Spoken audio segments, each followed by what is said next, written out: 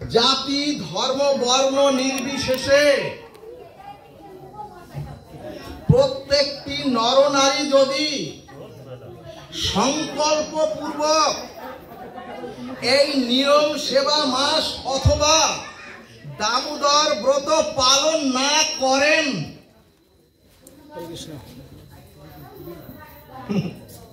তাহলে তিনি তির্যকজনী আর সর্বধর্ম বহিষ্কৃত। অর্থাৎ দামোদর মাসে জাতি ধর্ম বর্ণ নির্বিশেষে এমনকি প্রত্যেকটি নরনারী যদি সংকল্পপূর্বক এই দামোদর ব্রত পালন না করেন তাহলে তিনি পরবর্তী জন্মে অর্থাৎ আগামী জন্মে হিংস্র জীব জন্তু অর্থাৎ তির্যকজনী প্রাপ্ত হবেন এবং সর্বধর্ম বহিষ্কৃত হবেন। যিনি দামোদর ব্রত বা দামোদর মাসটি ভগবত ভজনবিহীন বা ভগবত ভজন ব্যতীত অতিবাহিত করবেন। এরপরে নারদ বললেন, ওগো তার প্রাক্তন এবং বর্তমান জন্মের যত শুভ সুকৃতি অর্থাৎ তিনি সর্বধর্ম হতে বহিষ্কৃত হবেন। সুধীজন, এই কারণে সর্ববেদান্ত সার অমল পুরাণ শ্রীমদ্ ভাগবতের আরম্ভ লগ্নে নৈমিষারণ্যে সৌনকার দাদি ঋষিগণ শ্রী সুখদেবের কাছে প্রশ্ন করে বললেন,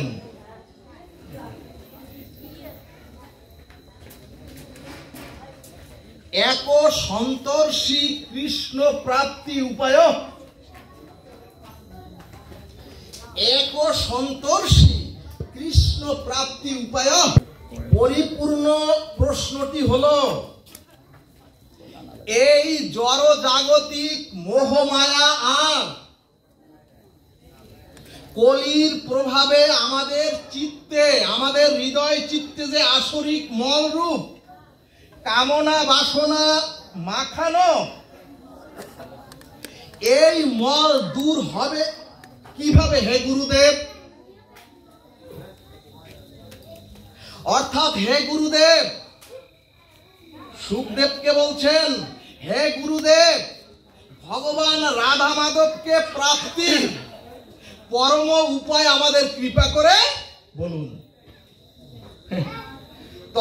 তখন শ্রী সুখমণি জগৎ জীবের উদ্দেশ্যে বললেন,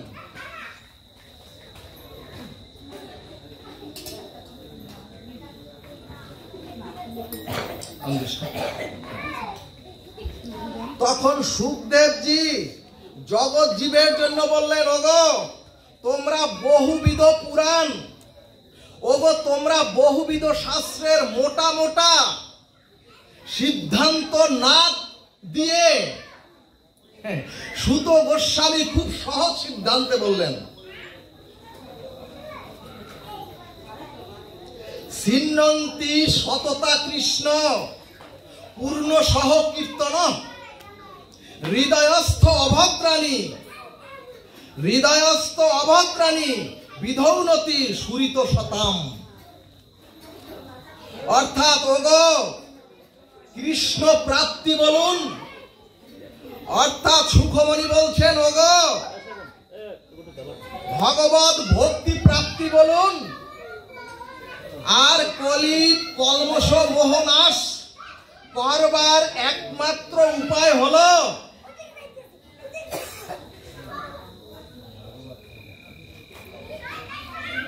ভগবানের হরিকথা শ্রবণ, অর্থাৎ শ্রদ্ধাযুক্ত মুখে শুদ্ধ মুখে ভাগবত অমৃত শ্রবণ। জয় জয় শ্রীমদ্ ভাগবত প্রেমানন্দে হরি হরি বলবান।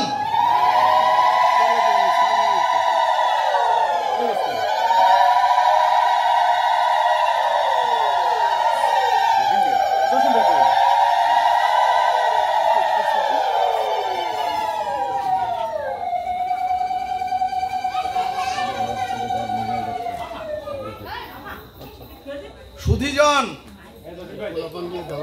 একদিন পূর্বে যে দুর্গা পূজা হলো, সনাতনীদের জানতে হবে দুর্গা পূজা কেন করা হয়। ভক্তগণ, দুর্গা পূজা এবং পূজার অনুশীলন করতে হবে মনুষ্য জীবের বিবেক জাগৃত করবার জন্য।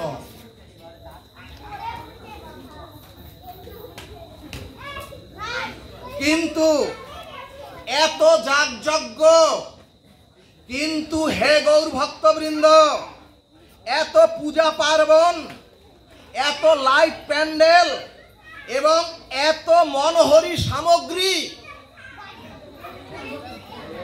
সবকিছুই যেন কেন রাজসিক হয়ে যাচ্ছে।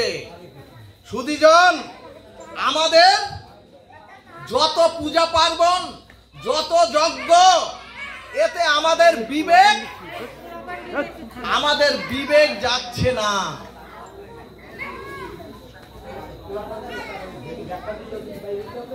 এত যাগযজ্ঞ, এত ভাগবতীয় আসর, এত হরিনাম, এতে আমাদের চেতনার উন্মেষ হচ্ছে না। সুধীজন, দুর্গ শব্দের অর্থ হচ্ছে, দুর্গ শব্দের আবিধানিক অর্থ হচ্ছে, সুধীজন একটু শান্ত থাকুন।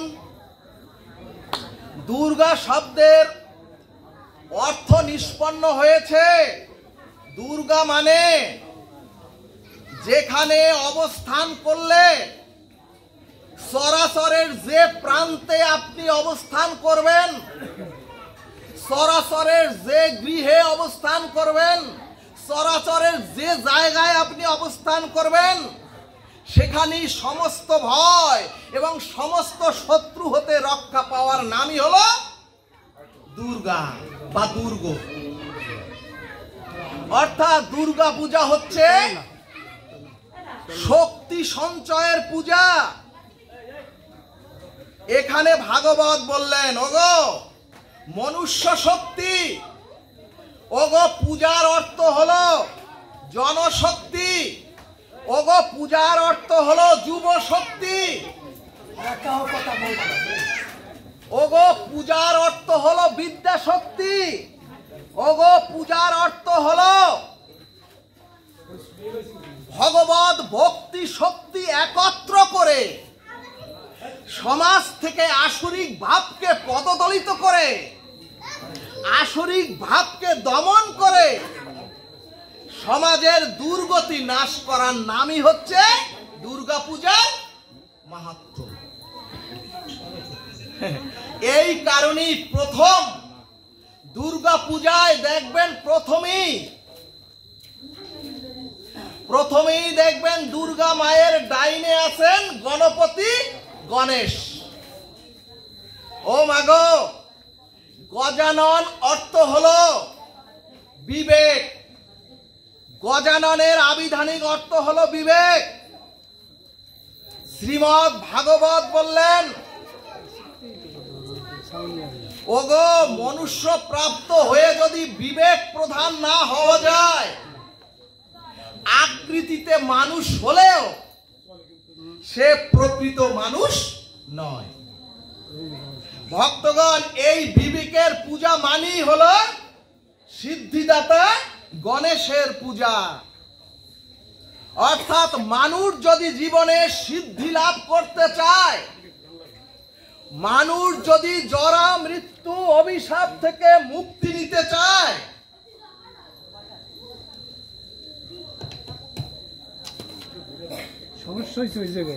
তাকে বিচার বিবেক প্রধান হতে হবে। এজন্যই শাস্ত্র বললেন, আমরা ধর্ম কর্ম যাগযজ্ঞ অনুষ্ঠান করছি, আমরা বহু ধর্ম কর্ম যাগযজ্ঞ অনুষ্ঠান করছি, কিন্তু আমার বিবেক জাগ্রত হয়ে আমি বিবেকের বাণীতে পথ চলছি তো।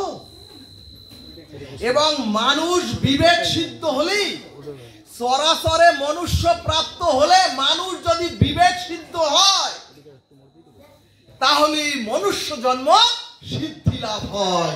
জয় নিতাই গো হরিবল। শাস্ত্র বললেন 5 দিন উৎসব করে খুব আনন্দ উৎসব করলেন এবং গতানুগতিক মিলন মেলার একটি সৃষ্টি করেন, আপত্তি নাই। শাস্ত্র এসব করতে বারণ করেন নাই, কিন্তু দুর্গতি নাশ হচ্ছে না কেন? আমাদের তো পদে পদে বিপদ। ভাগবত বললেন, ওগো এত পূজা, তারপরও আমাদের ভিতরের আসুরিক শক্তি নাশ হচ্ছে না কেন?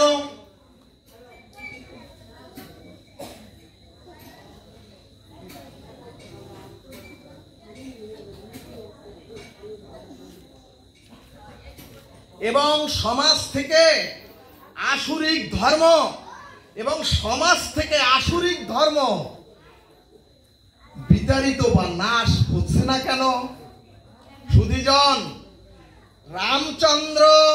ভগবান রামচন্দ্র বেলতলাতে অকাল বোধন করেই তো অসুর রামকে বিনাশ করেছিলেন। কিন্তু আমরা যে এত অকাল বোধন পূজা করলাম, তাহলে আমাদের বিবেক চেতনার বোধন হচ্ছে না কেন? আমাদের আত্মবোধ জাগৃত হচ্ছে না কেন? এবং আমাদের দুর্গতি নাশ হচ্ছে না কেন? বরং দুর্গতি দিনে দিনে আরো আমাদের কেন বাড়ছে?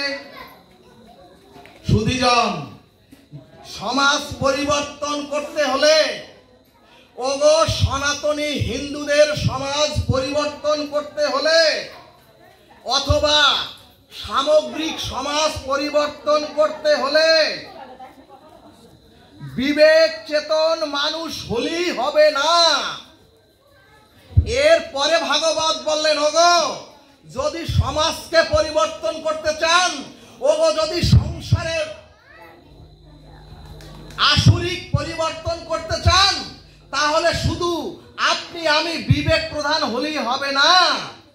ভালো মানুষের সাথে সমাজের কল্যাণ করতে হলে, সমাজে যদি চিকিৎসালয় করতে চান, সমাজে যদি স্কুল কলেজ করতে চান, সমাজে যদি মন্দির প্রতিষ্ঠিত করতে চান, তাহলে তো অর্থ চাই। এই কারণে শ্রী গণেশের পাশে আছেন দেবী লক্ষ্মী। লক্ষ্মী হচ্ছে ঐশ্বর্যের প্রতীক, অর্থাৎ পৃথিবীর মঙ্গলময়, পৃথিবীর সমস্ত সমাজ সেবা অর্থ ছাড়া হবে না। তবে এখানে লক্ষ্মী দেবী বললেন, ওগো সৎ পথের আয়ের অর্থ চাই। অসৎ পথের আয়ের অর্থ দিয়ে তোমার মঙ্গল হবে না।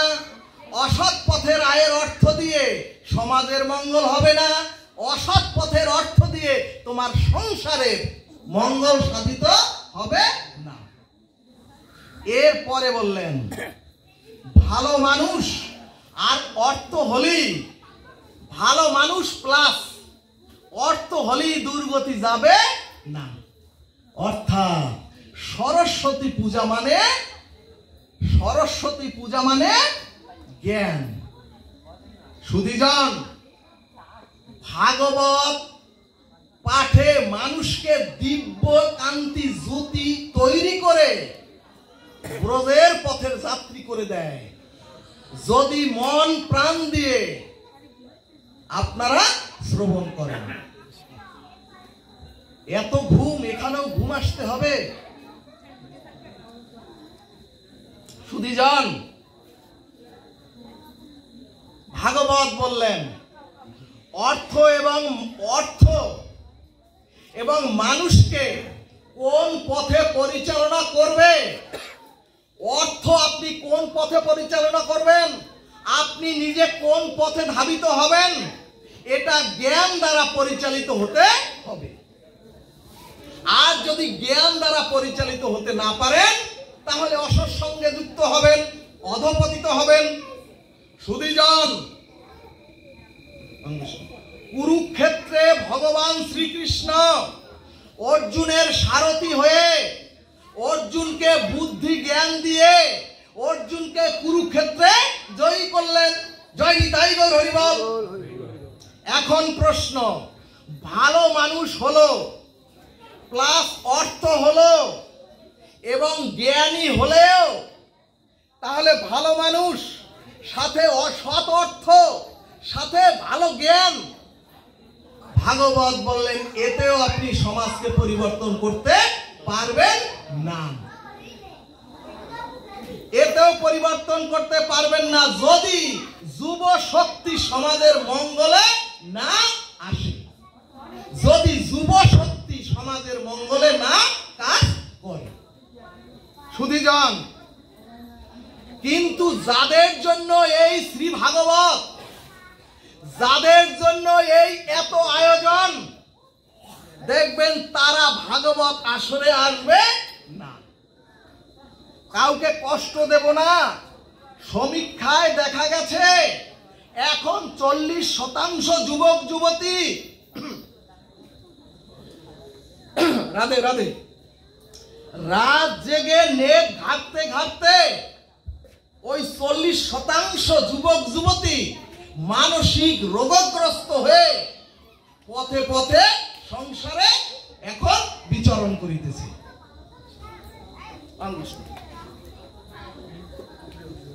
ভক্তগণ, এখানে ভাগবত বললেন যে জাতির যুব শক্তি আত্মচেতনায় জাগৃত হয় না সেই জাতির মেরুদণ্ড একেবারে ভেঙে যায়।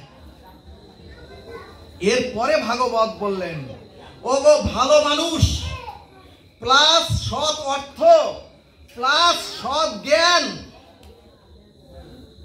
এবং আত্মচেতনায় জাগৃত যুব শক্তি, ওগো প্রথমে বিবেক চেতনায় জাগৃত যুব মানুষ সাথে সৎ অর্থ প্লাস যদি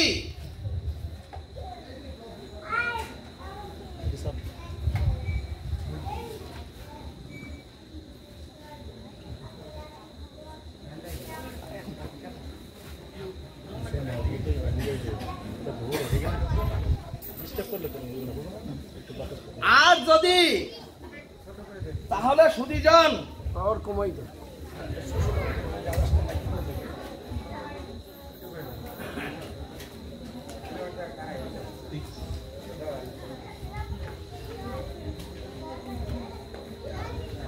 তাহলে সুধীজন, সমাজে যদি আপনি বিবেক চেতনশীল হন আর যদি আপনার সাথে সৎ অর্থ থাকে আর যদি আপনার সৎ জ্ঞান ভগবত জ্ঞান থাকে আর তার সাথে যদি চেতনশীল যুবক শক্তি আপনার সাথে যুক্ত হয় তখন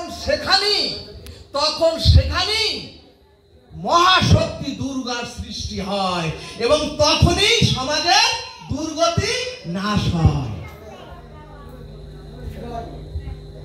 সুধীজন,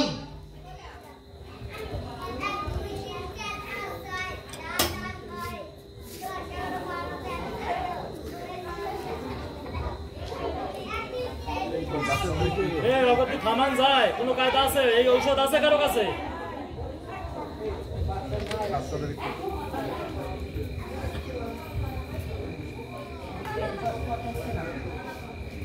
ভক্তগণ, সাথে আরেকটু যুক্ত করে দেই তাইলে আপনারা খুশি হবেন।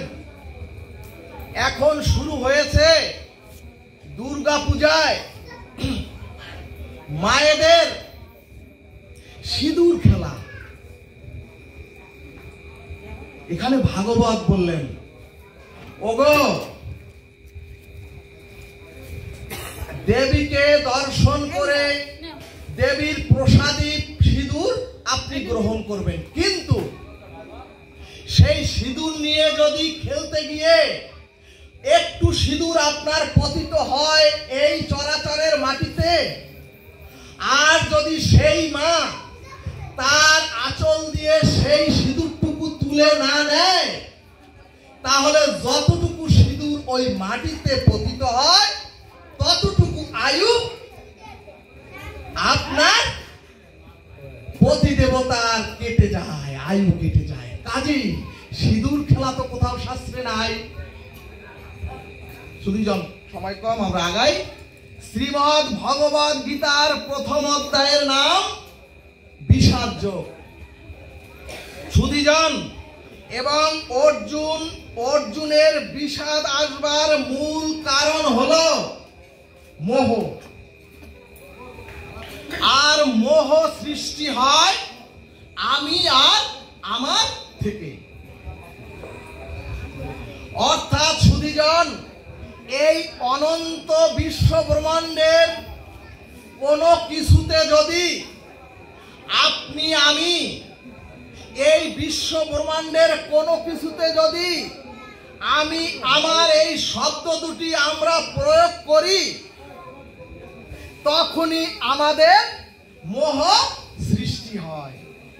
এবং এই মোহের দ্বারাই, এবং এই মোহ যখন সৃষ্টি হয়, এই মোহের দ্বারাই জীবের বিষাদ অথবা গভীরতম দুঃখ অবসাদ আসে।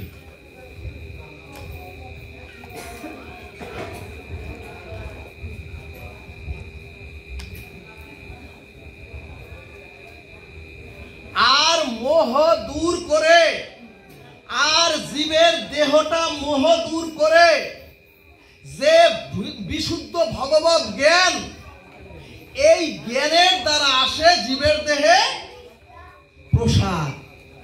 সুধীজন, প্রসাদ মানে ওই যে রান্না খাবার নয়, প্রসাদ মানে গোবিন্দের অনুগ্রহ বা কৃপা। তাহলে শ্রীমদ্ ভগবদ গীতার প্রথম শ্লোক, ধর্মক্ষেত্রে কুরুক্ষেত্রে সমবেতা যুযুৎসব মামকা পাণ্ডবার্চৈব কিম অকুর্বত সঞ্জয়। ভক্তগণ, এই প্রশ্নটি করেছেন জন্মান্ধ ধৃতরাষ্ট্র। এখানে ব্যাসদেব বললেন আমাদের মন অন্ধ। ব্যাসদেব বললেন আমাদের মন অন্ধ। এখন প্রশ্ন, মন কাকে বলে? এখানে ভাগবত বললেন সংকল্প বিকল্প, সংকল্প বিকল্প অন্তর ইন্দ্রিয় বৃত্তির নাম হচ্ছে মন। অর্থাৎ সুধীজন, আমাদের মনে, অর্থাৎ মাগো আমাদের মনে পূর্ব সংস্কার অনুযায়ী বিভিন্ন সংকল্প উদয় হয়, আবার সেই সংকল্প বিকল্পেও চলে যায়। ভক্তগণ, এই সংকল্প বিকল্পাত্মক অন্তর ইন্দ্রিয় বৃত্তিকে পরিচালনা করে বুদ্ধি।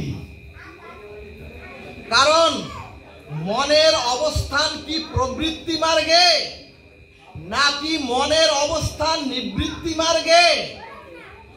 আমার মনের অবস্থান কি সৎ মার্গে নাকি অসৎ মার্গে? আমার মনের অবস্থান কি অন্ধকারে নাকি আলোতে? এটি নির্ণয় করে বুদ্ধি। সুধীজন, এজন্যই মাদৃশ আমার মতো অন্ধ তারাই। সুধীজন, এজন্যই মাদৃশ আমার মতো অন্ধ তারাই। মনে যেটি আসে যদি আমরা সেটি করে বসি, তাহলেই হচ্ছে অন্ধ মন। এখানে মহাজন প্রশ্ন করলেন, ওগো ধৃতরাষ্ট্রের কি উচিত ছিল না দুর্যোধনের অন্যায় কর্ম থেকে বিরত করা একজন পিতা হিসেবে? তাহলে গীতা বলছে মন হলো অন্ধ, এবং মন রূপ অন্ধকে সঠিক পথ নির্দেশনা দেবে যে বুদ্ধি, সেই বুদ্ধিরও যদি চোখে পট্টি বাঁধা থাকে, ওগো সেই সুধীজন মন হলো অন্ধ, এবং মন রূপ অন্ধকে সঠিক পথ নির্দেশনা দেবে যে বুদ্ধি, সেই বুদ্ধির যদি চোখে পট্টি বাঁধা থাকে, তার মানে ভাগবত শাস্ত্রের গান্ধার রাজার বিদুষী কন্যা গান্ধারী হলেন বুদ্ধির প্রতীক। অর্থাৎ সুধীজন মনকে সঠিক পথ নির্দেশনা করবে যে বুদ্ধি, সেই বুদ্ধির যদি চোখে পট্টি বাঁধা থাকে তখন জন্ম হয়। যদি সেই বুদ্ধির চোখে পট্টি বাঁধা থাকে তখন জন্ম হয় কামনা বাসনা সংকল্প রূপ দুর্যোধন দুঃশাসন রূপ শত ভাইয়ের, এবং তারাই সৃষ্টি করে সমাজে সংসারে কুরুক্ষেত্র। বলো না গো রাধে রাধে। অর্থাৎ সুধীজন দুর্যোধন না থাকলে, অর্থাৎ মাগো দুর্যোধন না থাকলে কুরুক্ষেত্রের সৃষ্টি হতো না। এই কারণেই গোবিন্দের অন্তরঙ্গ ভক্ত প্রাজ্ঞ বিদুর বলেছিলেন ধৃতরাষ্ট্রকে, হাতের আঙ্গুলের হে ধৃতরাষ্ট্র, যদি হাতের আঙ্গুলের অগ্রভাগে পচন ধরে বা ক্যান্সার হয়, তাহলে হে ধৃতরাষ্ট্র তোমার আঙ্গুলটি গোড়া থেকে কেটে দাও, নতুবা হে ধৃতরাষ্ট্র তোমার পুরো অঙ্গটা, তোমার পুরো শরীরটাই ওই ক্যান্সারে আক্রান্ত হবে। কিন্তু ভক্তগণ, যেহেতু মন অন্ধ আর বুদ্ধির চোখেও পট্টি বাঁধা, আর এজন্যই কুরুক্ষেত্রের সৃষ্টি হলো। জয় নিতাই গৌর হরিবল। এবং যুদ্ধের শুরুতেই অর্জুন ভগবান শ্রীকৃষ্ণকে বললেন, সেনারু উভয়ের মধ্যে রথং স্থাপিতং হে অচ্যুত, অর্থাৎ হে সারথি রথখানা দুই সেনার মাঝখানে তুমি রাখো, আমি দর্শন করি, আমি অবলোকন করি, আমি কাদের সাথে আমি যুদ্ধ বা কুরুক্ষেত্রে অবতীর্ণ হয়েছি। সুধীজন, কিন্তু সুধীজন অর্জুন বিষাদগ্রস্ত হয়ে বললেন, হে কৃষ্ণ, যে গুরু দ্রোণাচার্যকে আমি ফুল দিয়ে পূজা করেছি, সেই গুরু কি আজ আমি হত্যা করব? হে গুরু, হে কৃষ্ণ। অর্জুন বললেন, হে কৃষ্ণ, শিশুকালে যার কোলে উঠেছি সেই পিতারও পিতা বিশ্বদেবকে কি আমি হত্যা করব? ভগবান শ্রীকৃষ্ণকে বললেন অর্জুন, হে কেশব, আমি তো যুদ্ধে কুরুক্ষেত্রের যুদ্ধে অবতীর্ণ হয়েছি, অধর্ম কৌরবদের বিনাশ করে, অধর্ম কৌরবদের পরাজিত করে, বিশ্ব দ্রোণকেই তো আচার্য করে আমি এ চরাচরের শান্তি ফিরিয়ে আনবো। সুধীজন, তাহলে আমাদের কি যদি তাহলে অর্জুন বললেন, ওগো হে পার্থ সারথি, যদি তাদেরকে আমি এই কুরুক্ষেত্রের ময়দানে হত্যা করি, তাহলে আর রাজ্য কি বা প্রয়োজন? ভক্তগণ, এখানে ওই অর্জুনের মোহে এসে গেল, অর্থাৎ যেখানে আমি আমার সেখানেই মোহ, অর্থাৎ আমার আত্মীয়, আমার স্বামী, আমার স্ত্রী, আমার পুত্র কন্যা, আমার গুরুদেব, আমার শালক। সুধীজন, আমাদেরও দুর্দশা এখানেই। সুধীজন, একে তো মন অন্ধ, আর এরপরে আবার বুদ্ধির চোখেও আমাদের পট্টি বাঁধা।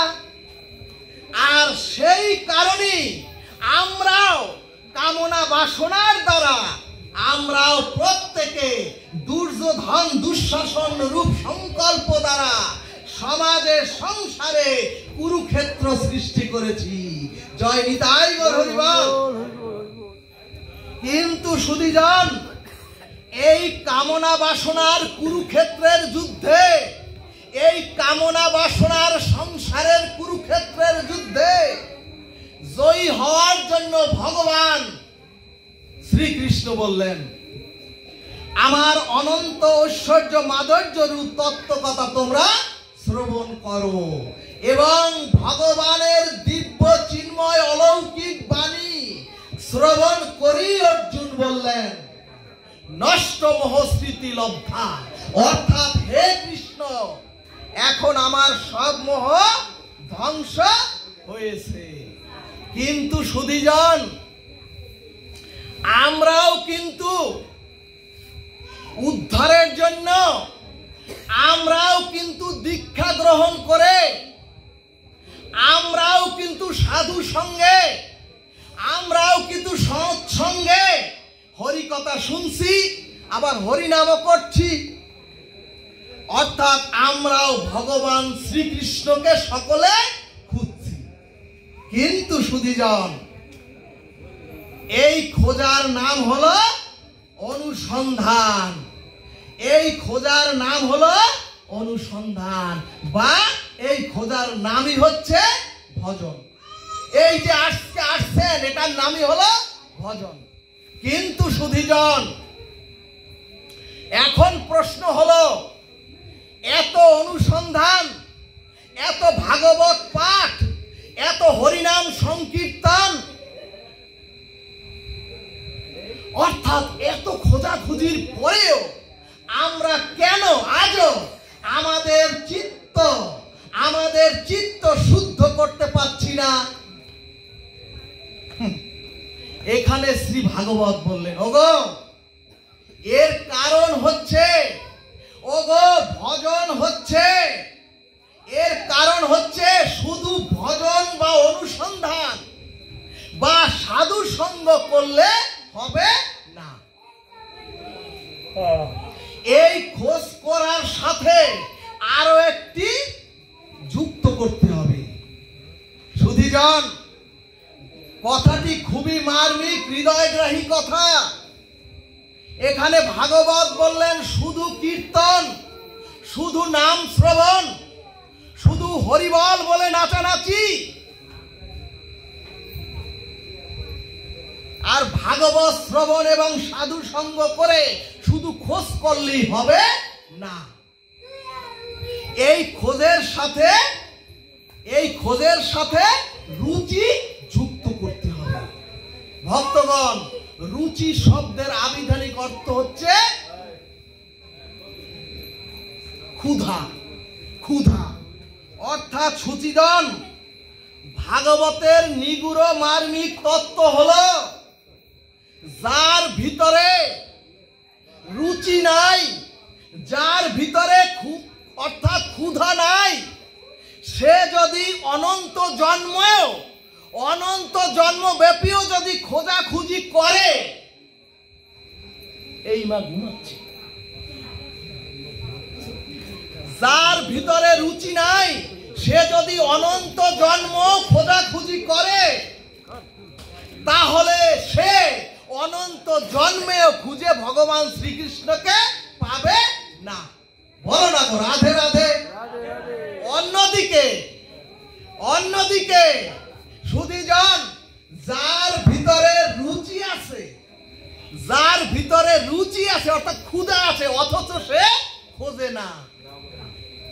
অর্থাৎ যার ভিতরে খুব ক্ষুধা আছে, কিন্তু সে সাধু সঙ্গে আসে না, ভাগবত বললেন সেও পাবে না। শাস্ত্রের মূল কথা হলো, শ্রবণ কীর্তনের মাধ্যমে আমরা যে খোঁজাখুঁজি করছি, আমাদের যে খোঁজাখুঁজি চলছে, এই খোঁজার সাথে ক্ষুধা বা রুচি যুক্ত করতে হবে। আর যদি সুধীজন রুচি বা ক্ষুধাও থাকে, আর যদি অনুসন্ধান না থাকে, তাহলেও হবে না। ভাগবত বললেন অনুসন্ধানের সাথে রুচি যুক্ত থাকতে হবে, এবং রুচি না থাকলে ভগবান তাকে কোনোদিনও গ্রহণ করে না। অর্থাৎ ভগবানের জন্য, অর্থাৎ মাগো ওই অনাদির আদি গোবিন্দ পরম পুরুষ পরমেশ্বর ভগবানের জন্য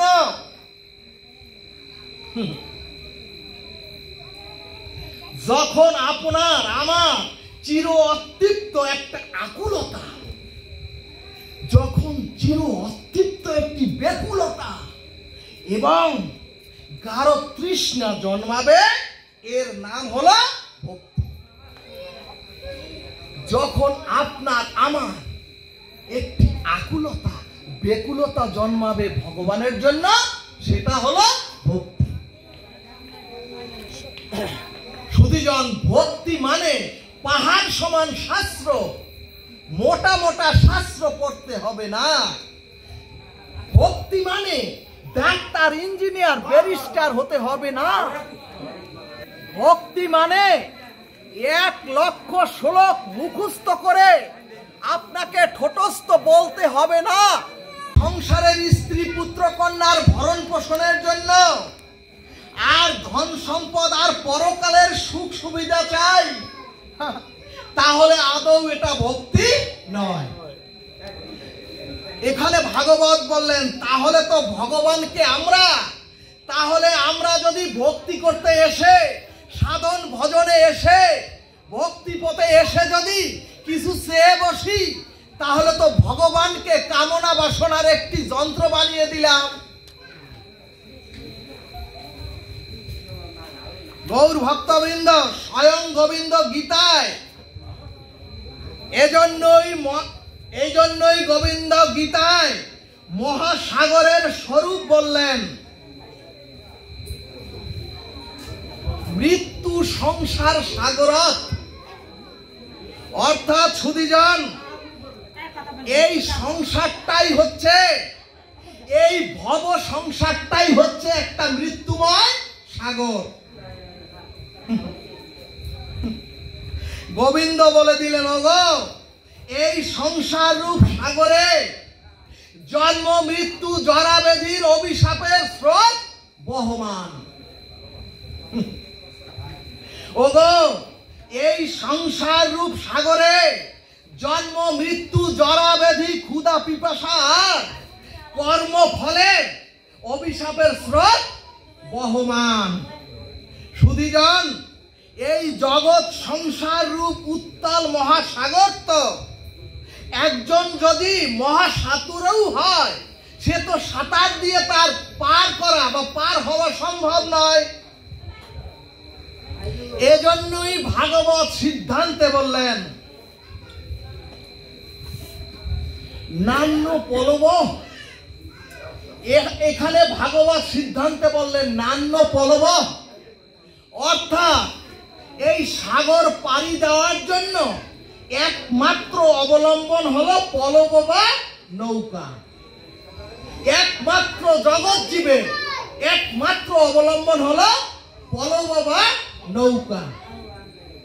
এখন প্রশ্ন, সুধীজন, নৌকাটা যদি নদীর বা সাগরের পারে এসে ভিড়ে থাকে, ওই নৌকাটা যদি সাগরের কিনারে এসে নোঙ্গর করে বাঁধা থাকে, কিন্তু আমরা তো মাঝি ছাড়া উত্তাল মহাসাগর ওই নৌকায় নিজে উঠলেও পার হতে পারবো না। এখন প্রশ্ন, সেই যে মাঝিবিহীন নৌকা সুধীজন, মাঝিবিহীন নৌকায় যদি আমরা উঠি তাহলে তো উত্তাল ওই মহাসাগর আমরা মাঝিবিহীন পার হতে পারবো না। এই কারণেই ভাগবত মৃত্যুময় সংসার সাগর পাড়ি দেওয়ার জন্য জগৎ জীবকে দুইটি প্রয়োজনের কথা বললেন। এক হচ্ছে পলব বা নৌকা, আর হচ্ছে একজন দক্ষ নৌকার নাবিক। একজন নৌকার নাবিক। সুধীজন, এজন্যই সর্ববেদান্ত সার অমল পুরাণ শ্রীমৎ ভাগবত সিদ্ধান্ত দিলেন। ওগো ওগো তোমরা মন দিয়ে শ্রবণ করো। ভগবানের লীলা রূপ, শ্রী ভগবানের লীলা রূপ এই হরি কথাটাই হলো মৃত্যু ভব সংসার পারের একমাত্র নৌকা। জয় নিতাই গৌর সীতানাথ প্রেমানন্দে। হরি হরি বল।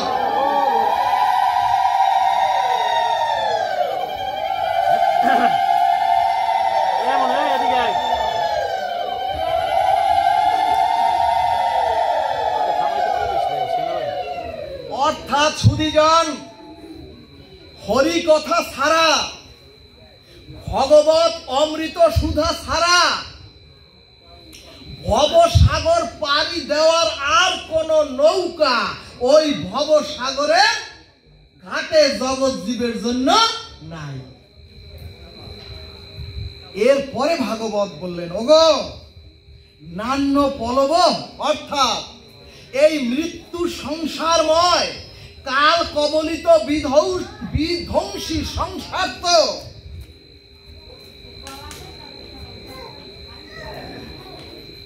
ওগো এই মৃত্যু কবলিত কাল কবলিত বিধ্বংসী সংসার মৃত্যুর সংসার পাড়ি দেবার জন্য বৈতরণী খেয়া ঘাটে একটাই নৌকা, সেটা হলো এই হরিকথা রূপ নৌকা।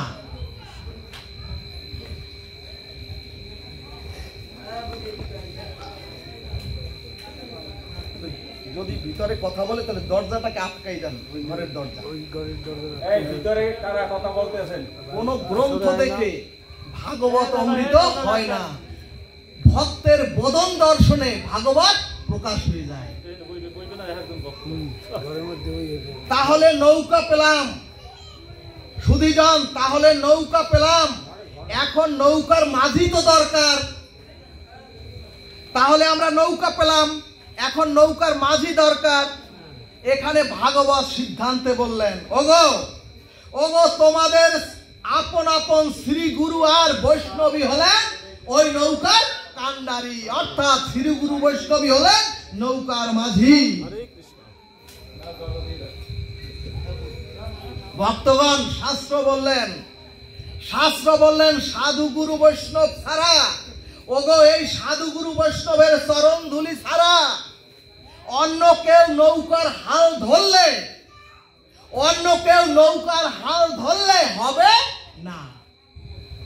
অর্থাৎ শক্ত কান্ডারি বা দক্ষ নাবিক চাই।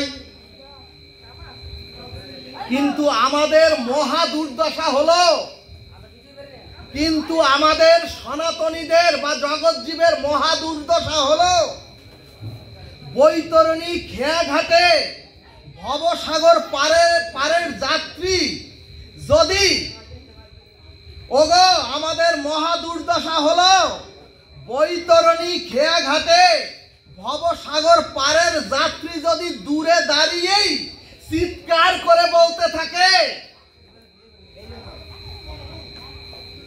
নৌকায় আশ্রয় না করে যদি দূরে দাঁড়িয়ে থেকে চিৎকার করে বলতে থাকে, নৌকাতে কেউ আশ্রয় না করে নৌকাতে যদি না উঠে চিৎকার করে বলতে থাকে, আমি পার হতে চাই, ওগো নৌকা আমি পার হতে চাই।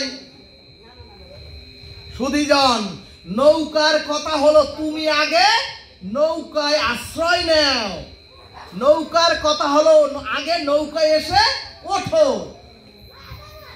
সুধীজন, তবেই না আমি, নৌকা বলছে হরি কথা বলছে, তবেই না আমি তোমাকে ওপারে নিয়ে যাব। কিন্তু আমাদের মধ্যে কিছু জ্ঞান পাপী আছে যারা হরি কথাকে, হরি শ্রবণকে, সাধু সঙ্গকে এড়িয়ে চলে। কিন্তু নৌকা বলছে, ওগো আমাকে আগে আশ্রয় করো, আশ্রয় না করলে তুমি অনন্ত জন্মেও পার হতে পারবে না। নৌকা বলছে, ওগো অনন্ত জন্ম যদি কোটি কল্পকালও যদি দূরে দাঁড়িয়ে থেকে তোমরা চিৎকার করতে থাকো, পার করে দাও, পার করে দাও, তোমরা পার হতে পারবে না। গোবিন্দ বললেন, হে মৃত্যুকুলের যাত্রী, হে ভব সংসারের জন্ম মৃত্যু চক্রের যাত্রী, তোমরা দূরে দাঁড়িয়ে থেকে পার করো, পার করো বলিও না। ওগো তোমরাও দূরে না থেকে আসো, এই হরিকথা রূপ নৌকাতে উঠে আশ্রয় নাও, তবেই তো নৌকা তোমাদের পার করবে। যেমনটি এখন আপনারা হরিকথা রূপ লীলা নৌকাতে আশ্রয় নিয়েছেন। জয় নিতাই গৌর হরিবল। এরপরে ভাগবত বললেন, ওগো হরিকথা রূপ নৌকার একটি স্বভাব হচ্ছে, অর্থাৎ হরিকথা রূপ নৌকা বলছে আমাতে যারাই আশ্রয় করে, হরিকথা রূপ নৌকা বলছে, ওগো আমাতে যে আশ্রয় করে তাকেই আমি পার করে দেই। কিন্তু জগৎজীবের তো বহু প্রশ্ন, অর্থাৎ যদি সে চোর হয়, যদি সে পাপিষ্ট হয়, যদি সে স্খলিত হয়, তাহলে সে পার হবে কিভাবে? এখানে গোবিন্দ বললেন, যদি সে চোরও হয়, যদি সে স্খলিত হয়, যদি সে দস্যু হয়, আর যদি সে পাপিষ্ট হয়, অনন্ত জন্মের পাপিষ্ট হয়, অথবা সে যদি একজন মহা সাধুগুরু বৈষ্ণব হয়, আমি ভগবান বলছে গোবিন্দ, আমি তাকে বিনা বিচারে তাদের পার করে দেব, বিনা বিচারে আমি পার করে দেব। কারণ হরিকথা রূপ নৌকা কোনো বিচার করে না, হরিকথা রূপ এই লীলা নৌকা কাউকে কোনো বিচার করে না। এই জন্য গৌর হরি বলছে, ওরে আন সব খেসারি আন, ওরে কলাই ডাল আন, ওরে মুসুরি আন, ওরে আর যত ডাইলা নাম সব একত্র করে রান্না কর, ওই কিছু ওরে জাত পাতের উঠতে ওঠ। সুধীজন বিচার করে না, হরিকথা রূপ লীলা নৌকা কাউকে বিচার করে না। কথাটি আরেকবার বলি, ভগবান বলছেন হরিকথা রূপ নৌকাতে ওরে যদি চোর ওঠে, ভগবান বলছেন ওগো হরিকথা রূপ নৌকাতে যদি স্খলিত পাপীও ওঠে, অথবা পুণ্যবান ভক্তিমান সাধুগুরু বৈষ্ণব যদি ওঠে, নৌকা কারো বিচার করে পার করে না। অর্থাৎ হরিকথায় এমন এক নৌকা, সেখানে মহাপাপী উঠলে অনায়াসে ভবসাগর পার হয়ে যায়। জয় নিতাই গৌর হরিবল। এখন প্রশ্ন, কি করে হরিকথা রূপ নৌকায় মহাপাপীকেও পার করে দেবে? আমাদের তো প্রশ্ন, কারণ পাপ থাকলে তো পার হওয়া যাবে না, আমরা তো জানি পাপ থাকলে তো পার হওয়া যাবে না। এখানে ভগবান বললেন, ওগো এই হরিকথা, হরিকথা তো কান দিয়ে শুনতে হয় না মাগো, এই হরিকথা যার কর্ণ ইন্দ্রিয় দিয়ে হৃদয়ে প্রবেশ করবে, ভগবান বলছে নিজে হৃদয়স্থ অভদ্রাণী বিধৌনতি সুরিত শতাম। অর্থাৎ গোবিন্দ বললেন হরিকথা যার কর্ণ দিয়ে প্রবেশ করে হৃদয় গ্রন্থিতে যাবে, তার হৃদয়ে হরিকথা রূপ এই ব্রহ্ম অখিল রসামৃত কৃষ্ণ নিজে গিয়ে ঝাড়ুদার হয়ে সমস্ত জন্মের অনন্ত জন্মের পাপ সব ঝাড়ুদার দিয়ে পরিষ্কার করে দেয় আমি, গোবিন্দ বললেন। সুধীজন, সুধীজন, আপনাদের কর্ণ দিয়ে এখন প্রবেশ করছে শব্দ না, এখন এখন আপনাদের কর্ণ দিয়ে কোনো ভাগবত শব্দ প্রবেশ হচ্ছে না, এখন আপনাদের কর্ণ দিয়ে শব্দ ব্রহ্ম অক্ষর রূপ কৃষ্ণই প্রবেশ করে আপনাদের হৃদয় গ্রন্থিতে চলে যাচ্ছে। শাস্ত্র দৃষ্টান্ত দিলেন, যেমন মৎস্যরূপ ভগবান, যেমন কূর্মরূপ ভগবান, যেমন বরাহরূপ ভগবান, যেমন নৃসিংহরূপ ভগবান, ওদিকে দেরি হবে, নৃসিংহরূপ ভগবান, ঠিক তেমনি হরিকথার শব্দ অক্ষর রূপ ব্রহ্ম কৃষ্ণই আপনাদের হৃদয়ে প্রবেশ করছেন। এখন একটি প্রশ্ন, এর পরে ভাগবত বললেন, ওগো ভবসাগর পার হচ্ছি আমরা সকলে, কিন্তু মাঝে নদীর মাঝে সাগরে গেছেন না, কি তুফান, মাঝে মধ্যে তো সাগরে সাইক্লোন তৈরি হয়, ওই সাইক্লোন ঝড়ে যদি ওঠে নদীর মধ্যে সাগরের মধ্যে, তাহলে তো মাঝি আর ওই নৌকা সহ ডুবে মরব। সুধীজন, এই ক্ষেত্রে ভাগবত বললেন, ওগো এই ক্ষেত্রে ভাগবত বললেন, ভগবানের নাম রূপ লীলা কথা যিনি হৃদয়ে গ্রহণ করেছেন এবং গাঢ় কর্ণে যিনি নিয়মিত হরিকথা শ্রবণ করেন, যিনি গাঢ় কথা গোবিন্দের মনন করেন, যিনি নিরন্তর গোবিন্দের কথা স্মরণ করেন, তাদের জন্য গোবিন্দ বললেন আমি তাদের জন্য ভব সংসারটাকে শুকিয়ে মরুভূমি করে দেই। তাদের সেই সাগরটাকে আমি মরুভূমি করে দেই, যাতে আমার হরিকথারূপ লীলা নৌকাতে যারাই উঠবে, গুরুদেব আর সাধু গুরুকে যারা কান্ডারি করবে, তাদেরকে আমি অনায়াসে ওই ভবসাগর পার করে দেই। সুধীজন, তাহলে আমরাও তো প্রায় সকলেই দীক্ষা নিয়েছি, আমরা তো সকলেই অনেক দিন থেকে হরিকথা শুনছি, হরিনামকেও আশ্রয় করেছি। ভাগবত বললেন, ওগো যারা হরিনাম করে, যারা ভগবত ভজন করে, এমনকি সাধু গুরু বৈষ্ণবের মধ্যেও মাঝে মধ্যে কাম কামনার ঝড় চলে আসে, আর চলে এসে দেখবেন অনেক দিন ভজন করে, ওই যে আমার সুপ্রিয় বাবারা বসে আছেন, এই যে ভজন করলেন 1 ঘন্টা, কিন্তু গিয়া যদি মোবাইলে 5 মিনিট কোনো খারাপ ভিডিও আপনি দর্শন করেন, এই যতটুকু স্বীকৃতি সব ভেস্তে চলে যাবে। সুধীজন, এজন্যই বলছে যারা ভজন সাধন করে তাদেরও মাঝে মধ্যে লোভ লালসার ধরে তারা ডুবে মরে যায়। এই জন্যই গোবিন্দ দৃঢ় কণ্ঠে বললেন, ওগো মহৎ নির্গলিত হরিকথা যাদের প্রিয় হয়, ওগো তাদের এই ভব সংসারে কাম ক্রোধের ওই যে ঝড়, সেটাকে আমি শুকিয়ে দেই, সমুদ্রটাকে একেবারে শুকিয়ে দিয়ে মরুভূমিতে পরিণত করে আমি তোমাদের সকলকে অনায়াসে পার করে আমার নিকুঞ্জ ধামের যাত্রী করে দেই। বলবান রাধা কৃষ্ণ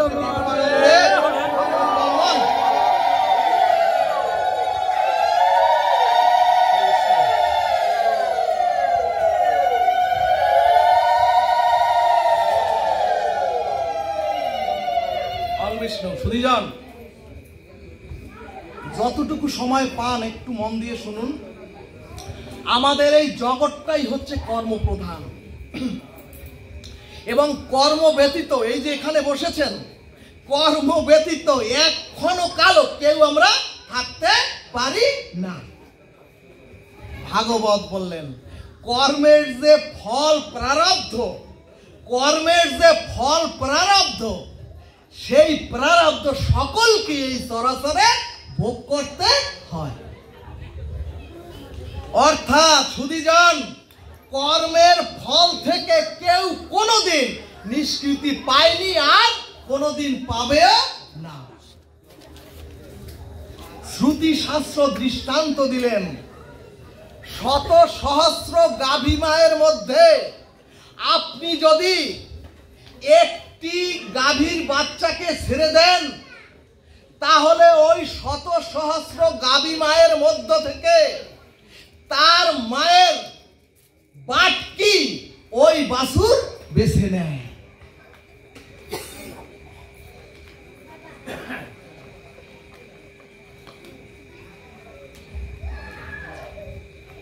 ঠিক সেই রূপ, ঠিক তেমনি অনাদিকালের পূর্ব জন্মের কর্মের যে ফল, অনাদিকালের পূর্ব জন্মের যে কর্মের ফল আপনাকে কোনো না কোনো কালে, আমাকে কোনো না কোনো কালে ওই গাভী মায়ের মতো খুঁজে নেবেই।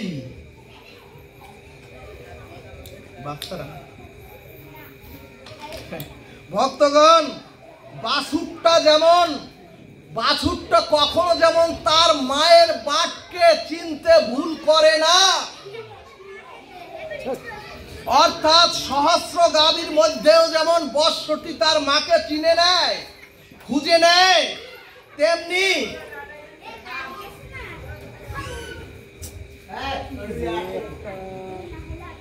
তেমনি শত জন্মেরও কৃতকর্মের ফল আমাকেও কোনো না কোনো কালে খুঁজে নেবেই। বলো না গো রাধে রাধে। সুধীজন, সরসজ্জায় শায়িত বিশ্বদেব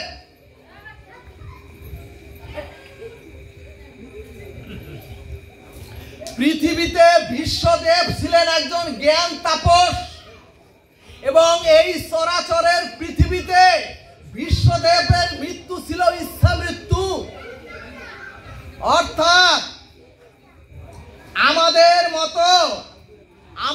মতো কালের দ্বারা, কালের নিয়মের মৃত্যু বিশ্বদেবের ছিল না।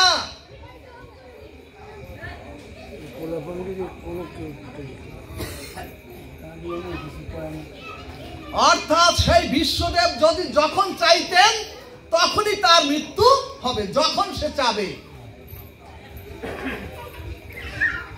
কিন্তু সেই বিশ্বদেব ভগবানকে সম্মুখে পেয়ে সরসজ্জায় শায়িত হয়ে ভগবানকে প্রশ্ন করলেন, হে পতিত পাবন, হে কেশব, আমি জানি। বিশ্বদেব বললেন, আমি জানি, আমি শত জন্মে এমন কোন পাপ কর্ম করি নাই যাহাতে মৃত্যুর আগে আমাকে এই তীরের উপরে বৃদ্ধ হয়ে যন্ত্রণা কাতর হয়ে মৃত্যুবরণ করতে হবে।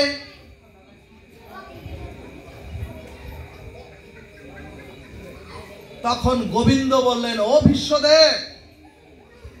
বিশ্বদেব, তোমার শত জন্ম জানা আছে, কিন্তু শত জন্মের পূর্বের কথা আমি ছাড়া এ চরাচরের কোন জীবের জানা থাকে না।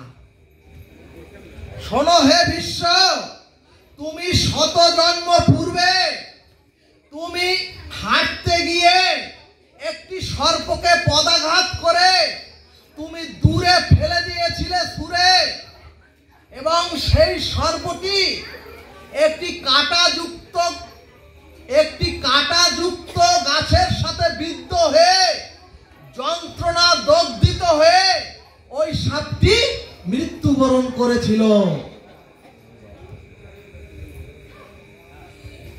কাজী হে বিশ্বদেব, হে মহামতি বিশ্ব, শত জন্ম পরেও তোমাকে সেই বিষাক্ত যন্ত্রণা ভোগ করতে হচ্ছে এখন সরসজ্জায় তীরের উপরে বিদ্ধ হয়ে যন্ত্রণা দগ্ধ হয়ে। সুধীজন, এখানে মজার কথা হলো, মানুষ গঙ্গা জলে গিয়ে স্নান করে পাপ বিধৌত করে, কিন্তু ওই বিশ্বদেব স্বয়ং গঙ্গার গর্ভে জন্মগ্রহণ করেও বিশ্বদেব ওই শত জন্মের আগের পাপকে খণ্ডন করতে পারেননি।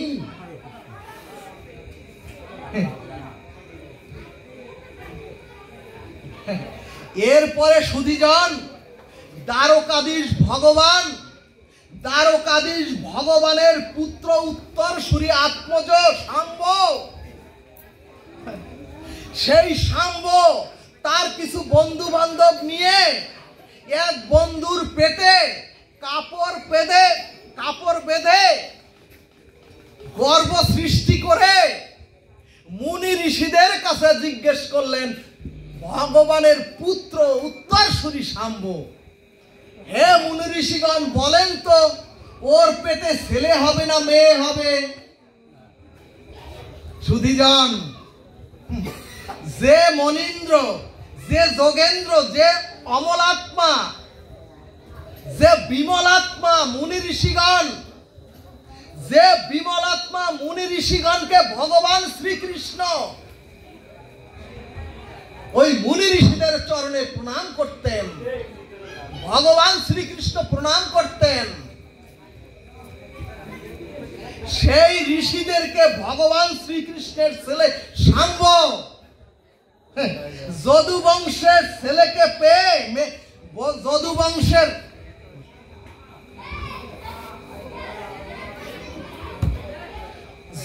বংশের ছেলেকে মেয়ে সাজিয়ে পেটে কাপড় বেঁধে সেই মুনি ঋষিদের হাস্যরাস করে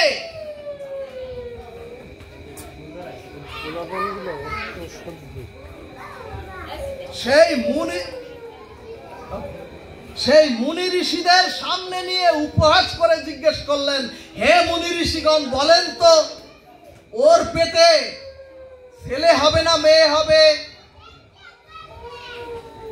ভক্তগণ, ত্রিকালদর্শী ঋষিগণ দেখলেন, সেই ত্রিকালদর্শী ঋষিগণ দেখলেন, ওগো দ্বারকাধীশ ভগবানের উত্তর পুরুষদের যদি এমন স্খলন হয়, ওই মাকে জাগিয়ে দিন, যদি ভগবানের উত্তরসূরি, ভগবান শ্রীকৃষ্ণের উত্তরসূরি যদু বংশের যদি এই স্খলন হয়, তাহলে এই যদু বংশ এই চরাচর পৃথিবীকে ধ্বংস করে দেবে। এই জন্য মুনি ঋষিগণ যদু বংশের ছেলেদের ভগবান শ্রীকৃষ্ণের উত্তরসূরি পুত্র শাম্বকে অভিশাপ দিয়ে বললেন, ওর পেটে শুল জন্মাবে।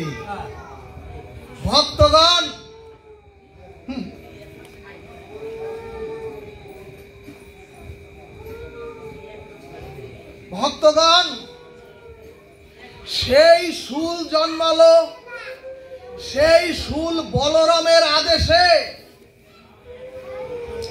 ঘষে ঘষে নিষ্ক্রিয় করার জন্য সেই শুলের কিয়দাংশ সাগরের ফেনার সাথে, মানে ঘষে ঘষে সেই শুলকে বিনাশ করতে না পেরে কিয়দাংশ সাগরের তীরে ফেনার মধ্যে কিয়দাংশ ফেলে দিলেন। সেই শুলের কিয়দাংশ ফেনার সাথে মাছ ভক্ষণ করলো।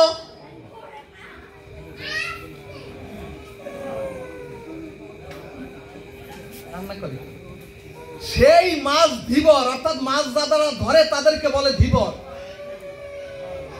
সেই মাছ ধীবর প্রাপ্ত হয়ে পেটের শুল এনে বাজারে বিক্রি করলো।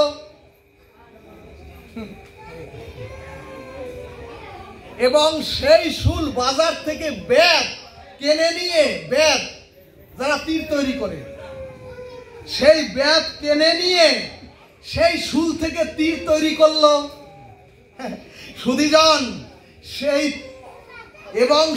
তীরের দ্বারা যুদ্ধে যদু বংশ ধ্বংস হয়ে গেল। আর যদু বংশের ধ্বংসের অন্তে ভগবান শ্রীকৃষ্ণ অপ্রকট হলেন ওই তীরের রাঙ্গাচরণে বিদ্ধ হয়ে, ওই তীর ভগবানের রাঙ্গাচরণে বিদ্ধ হয়ে। সুধীজন, ভগবান নিজে পরতত্ত্ব সীমা হয়েও, ভগবান শ্রীকৃষ্ণ নিজে পরতত্ত্ব সীমা হয়েও, ভগবান সমস্ত কর্মফলের ঊর্ধ্বে থেকেও জগৎ জীবকে জানালেন, ওগো কর্মের ফল সকলকে পেতে হবে, সেটা ভগবানের যদু বংশের হলেও ক্ষমা নাই। জয় নিতাই গৌর হরি বল। এরপরে ভাগবত বললেন, কর্মই আমাদের উত্থান এবং কর্মই আমাদের পতন এর কারণ। চৈতন্য ভাগবত বললেন, এই পৃথিবীতে প্রত্যেকটি প্রাণী তার পূর্বজাত কর্মফল ভোগ করবার জন্যই মনুষ্য প্রাপ্ত হয়ে এই চরাচরে এসেছে। এই কারণেই গীতাকার ভগবান বললেন, ওগো কর্ম না গহনা গতি, অর্থাৎ কর্মের রহস্যের গতি অনেক সুগভীরে, কর্মের রহস্যের গতি খুব সুগভীরে। সুধীজন, ভাগবতের নিগুড় সত্য হলো, মানুষের যতদিন সত্তা পোষণী আর যতদিন অসৎ নিরোধী না হবে, ততদিন কর্মের রহস্য এবং কর্ম নামক বস্তুটি জীবের কাছে অধরায় থেকে যাবে। কর্মের রহস্য কেমন?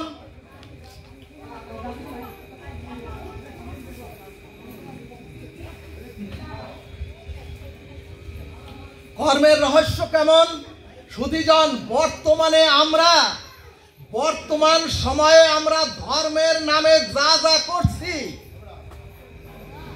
সেটা আদৌ প্রকৃত ধর্ম কিনা সেটা আজ বিচারের সময় এসেছে। এখানে চৈতন্য ভাগবত বললেন, ওগো অনুষ্ঠান জাগক ক্রিয়া, যে অনুষ্ঠান জাগক ক্রিয়া আমার স্বভাবের পরিবর্তন করতে পারে না,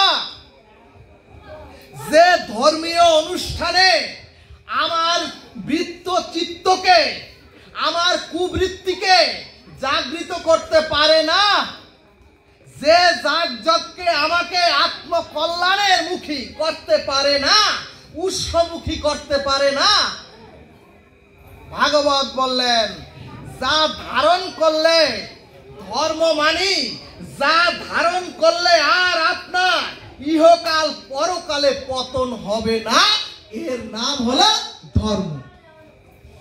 এই কারণেই তুলসীদাস গোস্বামী রামচরিতমানস গ্রন্থে বললেন, কর্মই এ জগতে মানুষকে পুনঃ পুনঃ জন্ম মৃত্যুর এই অভিশাপে বন্ধনে যুক্ত করে। সুধীজন, এখন প্রশ্ন, কর্মের রহস্য কেমন? ভক্তগণ রামচরিত গ্রন্থে দৃষ্টান্ত দিলেন, বালি আর সুগ্রীব দুইজনই ছিলেন কিষ্কিন্ধার অধিপতি। বালি আর সুগ্রীব, শাস্ত্র দৃষ্টান্ত দিলেন, বালি হচ্ছে কর্মের প্রতীক আর সুগ্রীব হচ্ছেন জীবের প্রতীক। অর্থাৎ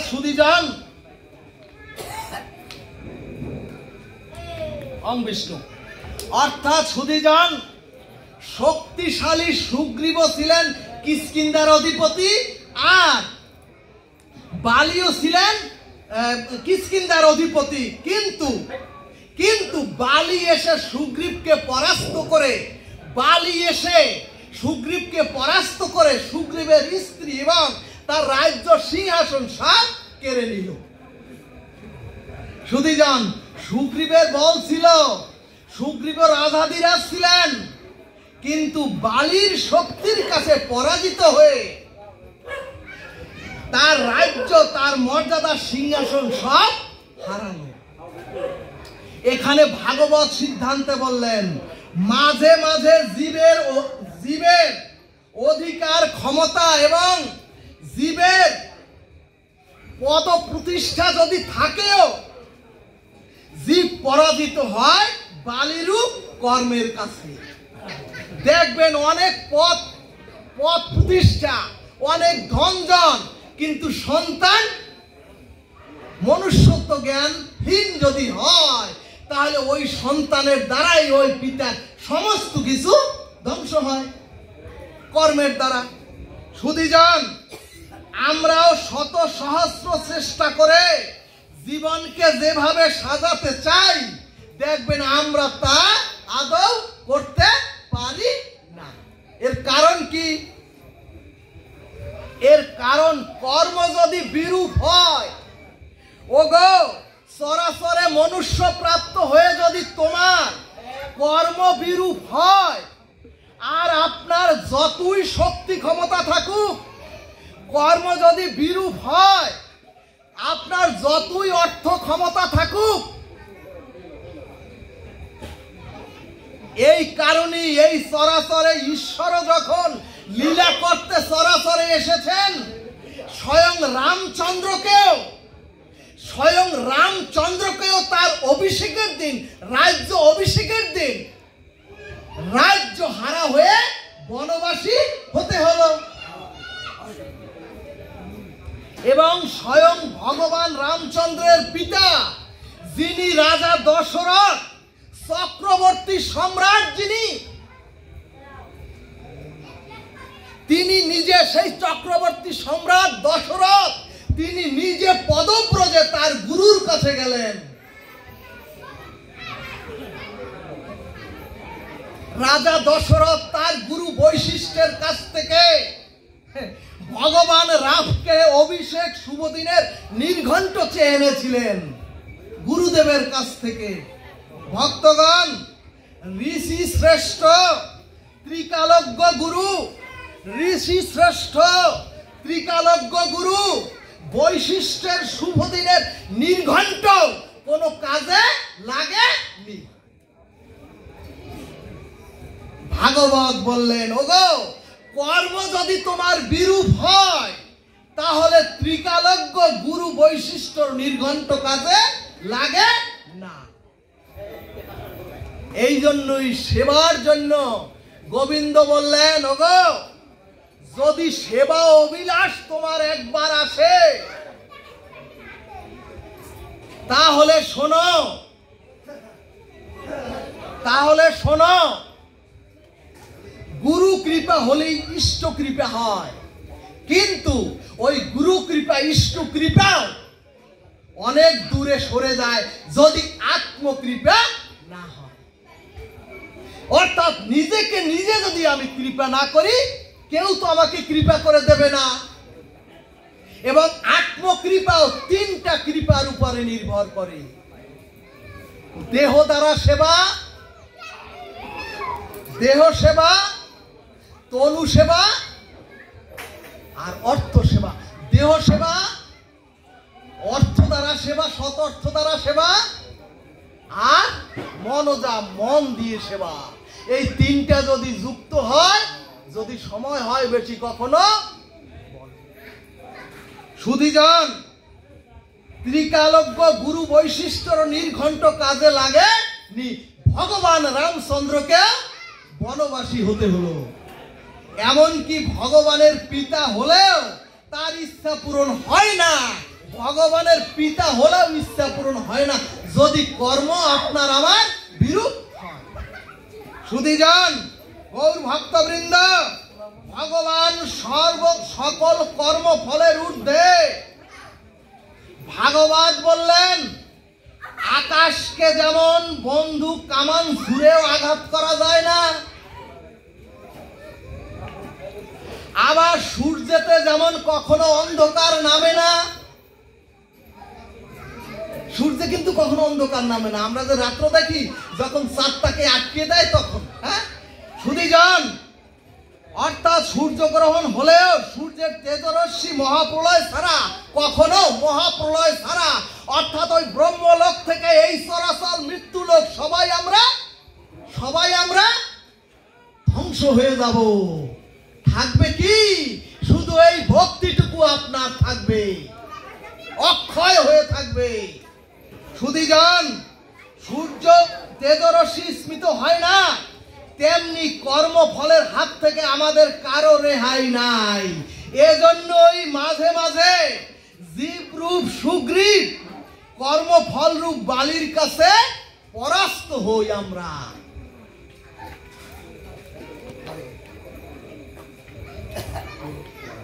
এখন প্রশ্ন, আমাদের কর্মফলের প্রারব্ধকে ক্ষয় করবার উপায় কি?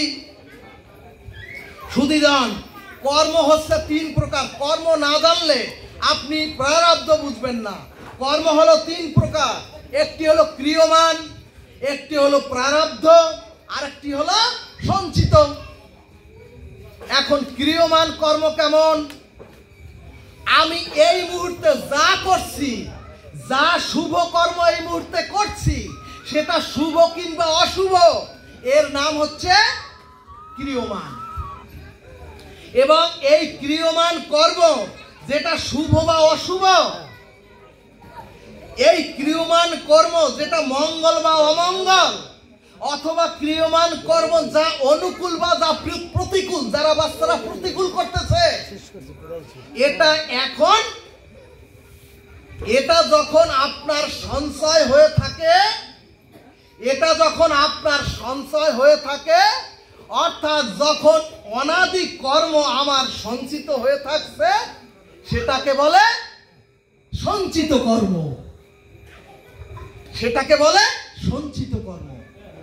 আর সুধীজন, এই সঞ্চিত কর্ম শুভ কিংবা অশুভ, ফল দানের জন্য এই সঞ্চিত কর্ম যখন আমার শুভ বা অশুভ ফল দানের জন্য, অথবা ওই সঞ্চিত কর্ম আমাকে আপনাকে সুখ বা দুঃখ দেওয়ার জন্য, অথবা অনুকূল প্রতিকূল হয়ে আমার সম্মুখে, আপনার সম্মুখে যখন আসে,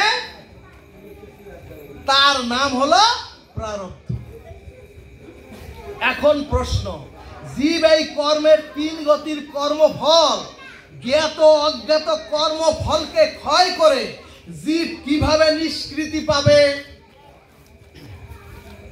ভক্তগণ, নিষ্কৃতি পাওয়ার যদি পথ গোবিন্দ না বলতেন, তাহলে এই কর্মফলই ভগবানের চেয়ে উঁচু হয়ে যেত। আর যদি কর্মফলই সর্বময় ক্ষমতার অধিকারী হয়, তাহলে আমরা ভগবানের এই সাধন বদন, ভগবানকে আমরা ডাকবো কেন? ভাগবত বললেন, যদি কর্মের নিদারুণ ফল থেকে রক্ষাই না হয়, তাহলে তো সর্বশক্তিমান কর্মই হয়ে যায়। আর সর্বকরুণার আধার, সর্বজ্ঞ আশ্রয় ভগবানকে আমরা তাহলে কেন ডাকবো? সুধীজন, এই কারণেই কর্মফল নিষ্কৃতির উপায় শ্রী ভগবান গীতায় বলে দিলেন, সর্বধর্মান পরিত্যাজ্য মামেকং শরণং ব্রজ, অহং তাং সর্বপাপেভ্যো মোক্ষয়িষ্যামি মা শুচঃ। অর্থাৎ ওগো তোমাদের কামনা বাসনার যে দেহের ধর্ম, ওগো তোমাদের যে ধনজন পুত্র কন্যার যে ধর্ম, ওগো তোমাদের ইহকাল পরকাল পাওয়ার, সুখ সুবিধা পাওয়ার যে ধর্ম, এগুলি সব পরিত্যাগ করে একমাত্র পরম ধর্ম ভগবত ধর্মের আশ্রয় গ্রহণ করো। জয় নিতাই গৌর হরিবল। এরপরে সর্ববেদান্ত সার ভাগবত সিদ্ধান্ত বললেন, পাপাত্মা সর্ব পাপ সম্ভব, অর্থাৎ আমাদের ভিতরের পাপময় জীবাত্মা চির কল্যাণ শুদ্ধ সত্য হয়ে গোবিন্দর শ্রীচরণ আশ্রয়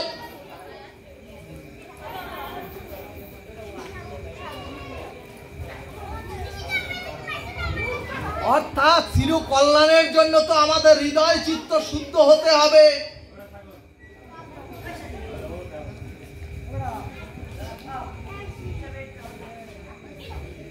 এরপরে ভাগবত বললেন সর্ববেদান্ত সার, ত্রাহিমাম পুণ্ডরীকাক্ষ সর্বপাপেভ্য হরহরি। একমাত্র ত্রাহিমাম পুণ্ডরীকাক্ষ ওই হরি। আমাদের নিরপরাধ সরল ভক্তির দ্বারা আমাদের জন্ম জন্মান্তরের সকল পাপময় জীবাত্মা সকল কলুষ মুক্ত করে আমাদের চিরমুক্তি দিয়ে দেবে কর্ষণের দ্বারা হরণ করে। বলবান রাধা কৃষ্ণ প্রীতিমানন্দে আরেকটু আগাবো।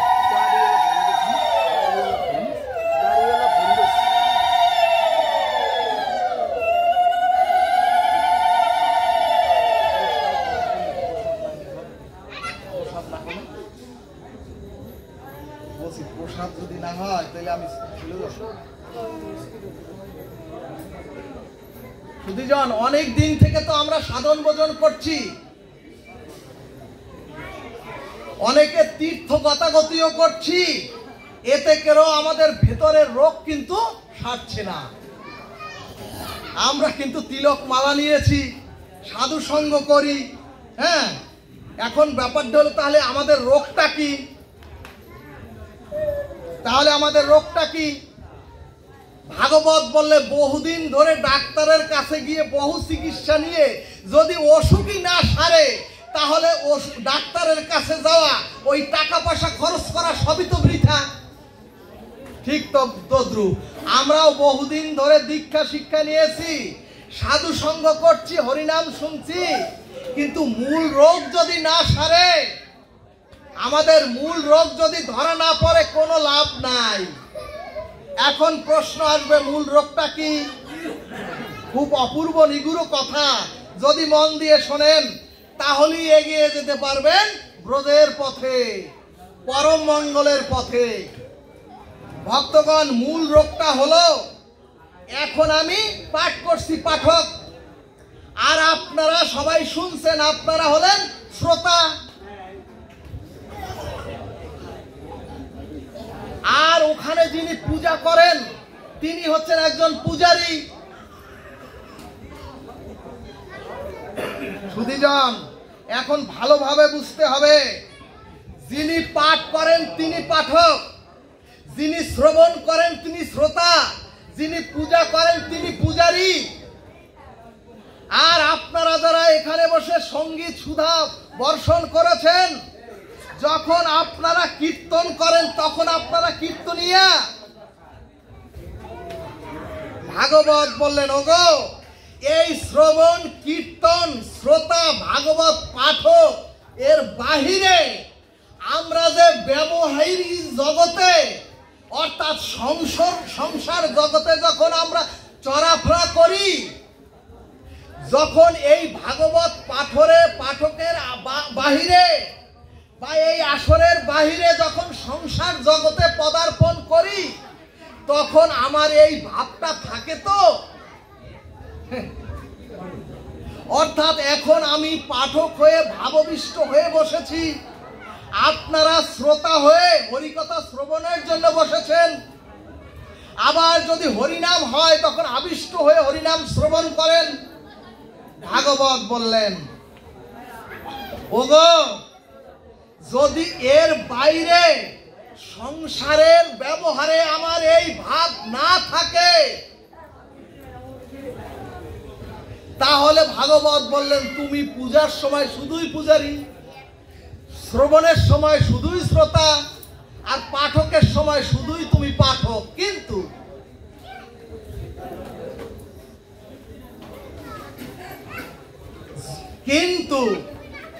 ধর্মের কিছুই তোমার হয় নি, সাধন ভজনের কিছুই তোমার হয় নি।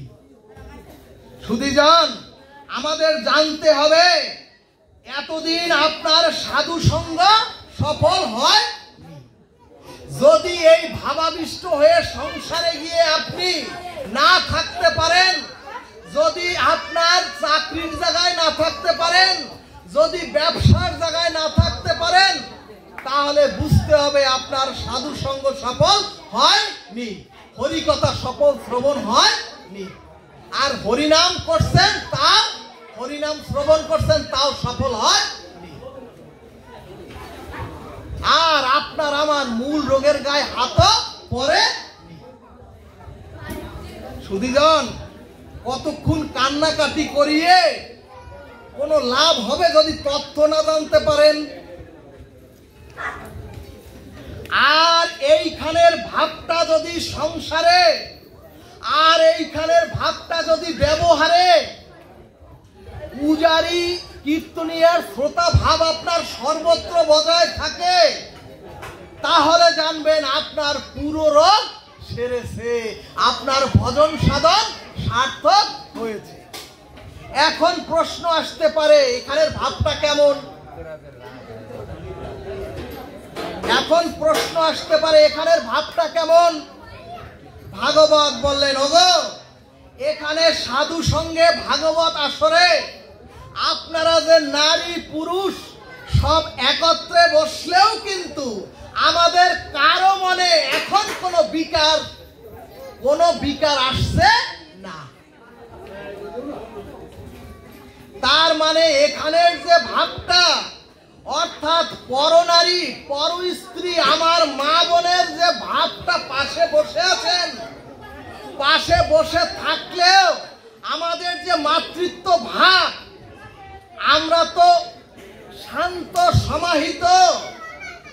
এখন আমরা যারা বসেছি শান্ত সমাহিত ভাবে বসেছি, কিন্তু এখান থেকে উঠে গিয়ে সংসারেও যদি, এখান থেকে উঠে গিয়ে ব্যবহারিক জীবনেও যদি, সংসারিক জীবনেও যদি আপনার এই ভাবটা থাকে, বুঝতে হবে সাধু সঙ্গ সার্থক হয়েছে। কিন্তু বাবা শোনেন, এক মাঝি, বৃদ্ধ মাঝি তার ছোট সন্তানকে নিয়ে সারা দিনের পর রাত্রে নৌকা বাইলেন, সারা রাত্র নৌকা বাইছেন। ভোরবেলা সারা রাত্র বাইয়া ভোরবেলা পিতা তার পুত্রকে বলছে, ও বেটা দেখ দেখি কত দূর নৌকা এগুলো। ওলা বলে, ও বাবা এত সর্বনাশ, হারামজাদা সারা রাত্র বাইলাম যে। ও বাবা ওই নৌকার যে নোংর, ওই নোংরই তুলি নাই।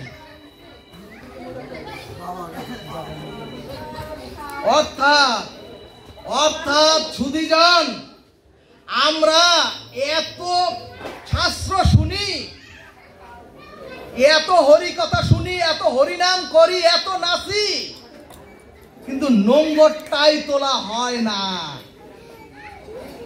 ঠিক তদ্রুপ সাধু সঙ্গ করে যদি আপনার স্বভাবের গায়ে হাত না পড়ে, আপনার পিতা মাতার প্রতি যদি শ্রদ্ধা ব্যবহারে শুদ্ধতা না আসে, যদি আপনার সাধু সঙ্গ করে হরিকথা শ্রবণ করে পাড়া প্রতিবেশীর সাথে ব্যবহারে এবং আপনার মনুষ্য জীবনে সমাজে সংসারে যদি ভদ্রতা না জাগৃত হয়, আপনার মধ্যে ভদ্রতা না আসে, সব বৃথা। আগে কালী ভক্ত, কৃষ্ণ ভক্ত, দুর্গা ভক্ত, হরিচাঁদ ভক্ত, ওই গোবিন্দ ভক্ত হওয়ার দরকার নাই। আগে ভদ্র হও, তারপরে গিয়ে ভক্ত হও। অর্থাৎ আগে আপনার কোনো ভক্ত হওয়া লাগবে না, আগে ভদ্র হন। শেষ করবো আরেকটু। সুধীজন, ভক্ত হলাম অথচ আমার ভদ্রতা নাই, জানবেন সাধু সঙ্গ হরিকথা কোনো কাজে আসেনি, আর আপনার রোগও সারেনি। এখন সনাতনী হিন্দু সমাজের অবস্থাও তাই। সুধীজন, মন্দিরে গিয়ে আমরা ধূপ প্রদীপ জ্বালাই, মন্দিরে গিয়ে ধূপ প্রদীপ জ্বালাই। যে মন্দির ওই ইট কাঠ পাথর দিয়ে তৈরি করা, সেই মন্দিরে ধূপ প্রদীপ জ্বালাই। ওই মন্দির তো বৃন্দাবনে যাবে না, ওই মন্দির তো ওই লীলামৃতে তো যাবে না, হরিচাঁদ ঠাকুরের মন্দিরে যাবে না। সুধীজন, যে মন্দিরে আমরা বিগ্রহের সামনে আরতি করি, কিন্তু যে দেহ মন্দির শ্রীনিবাস রূপী দেহ মন্দির গোবিন্দ নিজে তৈরি করেছেন। সেখানে বিড়ি, তামাক, সিগারেট তুলি কিভাবে? ভক্তগণ, কষ্ট দেওয়ার জন্য বলছি না, ভাগবত মানুষকে সুসংস্কার করে, ভাগবত মানুষকে ভদ্র করে দিব্য কান্তিক দেহ তৈরি করে দেয়। এই চরাচরে মনুষ্য জন্মটাই হচ্ছে সংশোধনের জন্য। এই যত শাস্ত্র, নবলক্ষ গ্রন্থ ভগবানকে প্রাপ্ত হওয়ার জন্য নয়, সমস্ত গ্রন্থ জীবকে সংস্কার হওয়ার জন্য, সুসংস্কার প্রাপ্ত হওয়ার জন্য। আর যদি আপনি সুসংস্কার প্রাপ্ত হন, ওই গোবিন্দ আপনাকে হাত বাড়িয়ে ডাকবে, আয় আমার বুকে চলে আয়। সুধীজন, ভাগবত বলছে ভগবান শিব হচ্ছেন বৈষ্ণবানাম যথা শম্ভু। সেই শিব পূজায় কোনো নেশা দ্রব্য দেওয়া যাবে না।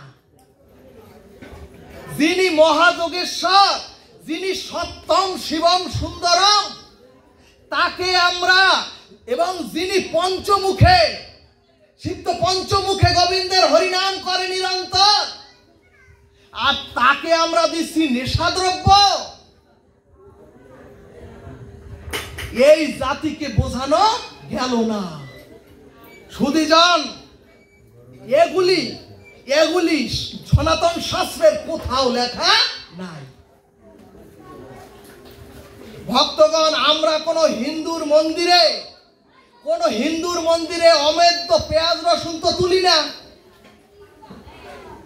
কিন্তু ভগবানের একাদশী, এ যে গেল গতকালকে একাদশী, কিন্তু ভগবানের একাদশী তিথিতেও কেন আমরা আমাদের শ্রীনিবাস রূপী দেহের মধ্যে অমেদ্য, এই দেহ মন্দিরে কেন অমেদ্য জিনিস তুলি? শাস্ত্র বললেন, ওগো পিতৃ হত্যা, মাতৃ হত্যা, এমনকি ব্রহ্ম হত্যা করলেও পাপের প্রায়শ্চিত্ত এই শাস্ত্রে, ভাগবত শাস্ত্রে লিপিবদ্ধ আছে। কিন্তু জেনে শুনে সনাতনী হিন্দু কোন নরনারী যদি জিহ্বার লালসায় একাদশী ব্রতের দিন পঞ্চশস্য গ্রহণ করে, সেই পাপের বিধান কোন শাস্ত্রে লেখা নাই। ভক্তগণ, শাস্ত্র শব্দের অর্থ হলো যে আপনাকে শাসন করে সংশোধন করতে পারে, সেই হলো শাস্ত্র। এমনকি বাবা মা মারা গেলে শ্মশানে মদ বা বিড়ি দিতে হয়, মদ বা বিড়ি খেতে হবে। কত বড় জাতির অধঃপতন হলে, কত বড় জাতির ধ্বংসলীলা শুরু হলে, শ্মশানের মতো পবিত্র জায়গায় নেশাদ্রব্য দিতে হয়, এবং আমরা কেউ গ্রহণ করি।